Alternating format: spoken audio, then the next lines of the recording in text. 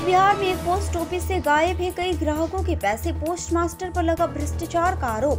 कुचबिहार की गुड़ियाहाटी ग्राम पंचायत के 2 number कलेरघाट road स्थित गुड़ियाहाटी पोस्ट ऑफिस से ग्राहकों द्वारा जमा किए गए पैसे का गबन का आरोप इस पोस्ट ऑफिस के पोस्टमास्टर पर लगा है। इसको लेकर लोगों में व्यापक नाराजगी देखी जा रही है।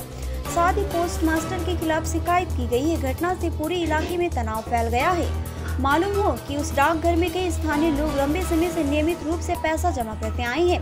जमा राशि होने के बावजूद उनके खातों में बड़ी रकम गायब है। आज कई ग्राहक उस डाकघर से पैसे निकालने गए और उन्हें अपने खाते में जमा किए गए पैसे से काफी कम पैसा दिखा।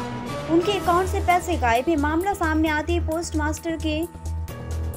पोस्ट ऑफिस के ग्राहकों ने एक कर सभी खातों का बैलेंस चेक किया तो पता चला कि कई खातों से पैसे गायब हो चुके हैं। शुरुआती तौर पर उस पैसे की संख्या करीब 20 लाख है। ग्राहकों ने डाकघर में मौजूद पोस्टमास्टर के पास पैसे जमा किए थे। हालांकि मामला संज्ञान में आने के बाद उच्च अधिकारियों ने पोस्टमास्टर के खिलाफ जांच शुरू कर दी। দাদা কি হয়েছে বলুন তো?